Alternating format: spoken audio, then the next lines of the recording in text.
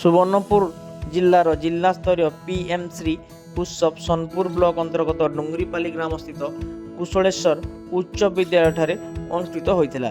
ଏହି ଉତ୍ସବରେ ଅତିରିକ୍ତ ଜିଲ୍ଲା ଶିକ୍ଷା ଅଧିକାରୀ ଶ୍ରୀ ଘନଶ୍ୟାମ ମେହେର ସଭାପତିତ୍ୱ କରିଥିବା ବେଳେ ସୁବର୍ଣ୍ଣପୁର ଜିଲ୍ଲାପାଳ ଡକ୍ଟର ନୃପଳା ସାହୁ ମୁଖ୍ୟ ଅତିଥି ଭାବେ ଯୋଗଦାନ କରିଥିଲେ।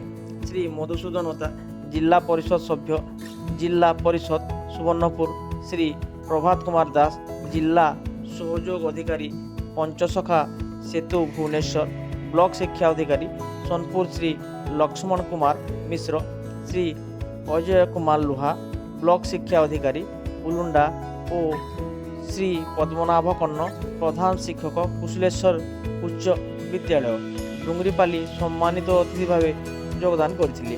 ଶ୍ରୀ ଲକ୍ଷ୍ମଣ କୁମାର ମିଶ୍ର ବ୍ଲକ ଶିକ୍ଷା ଅଧିକାରୀ ଉଲୁଣ୍ଡା ସମସ୍ତ ଅତିଥିମାନଙ୍କୁ ସ୍ୱାଗତ କରିବା ସହିତ ଜିଲ୍ଲାସ୍ତରୀୟ ପିଏମ୍ଶ୍ରୀ ଉତ୍ସବର ଲକ୍ଷ୍ୟ ଉଦ୍ଦେଶ୍ୟ ଓ ଜାତୀୟ ଶିକ୍ଷାନୀତି ଉପରେ ତାଙ୍କ ସ୍ୱାଗତ ଅଭିଭାଷଣରେ ଅବଗତ କରିଥିଲେ।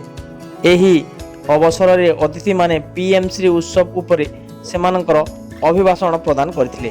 ଏହି ଉତ୍ସବରେ ମୁଖ୍ୟ ଅତିଥି ଭାବେ ଯୋଗଦାନ କରି ପିଏମ୍ଶ୍ରୀ ଉତ୍ସବ ଜାତୀୟ ଶିକ୍ଷାନୀତି ସହିତ ସାମ୍ପ୍ରତିକ ଶିକ୍ଷା ବ୍ୟବସ୍ଥା ଉଦାହରଣ ସହିତ ନୈତିକ ଶିକ୍ଷା ଉପରେ ଛାତ୍ରଛାତ୍ରୀ ଉପସ୍ଥିତ ଜନସାଧାରଣ ଉଦ୍ଦେଶ୍ୟରେ ସାରଗର୍ଭକ ଅଭିଭାଷଣ ପ୍ରଦାନ କରିଥିଲେ।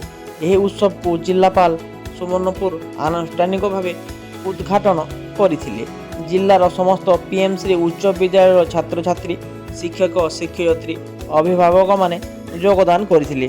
ସମସ୍ତ 6 ପିଏମ୍ଶ୍ରୀ ଉଚ୍ଚ ବିଦ୍ୟାଳୟର ଛାତ୍ରଛାତ୍ରୀମାନଙ୍କ ଦ୍ୱାରା ପ୍ରସ୍ତୁତି ବିଭିନ୍ନ ପ୍ରକଳ୍ପ ସୃଜନଶୀଳ ପ୍ରକଳ୍ପଗୁଡ଼ିକ ଛାତ୍ରଛାତ୍ରୀମାନଙ୍କ ଦ୍ୱାରା ପ୍ରଦର୍ଶନ କରାଯାଇଥିଲା।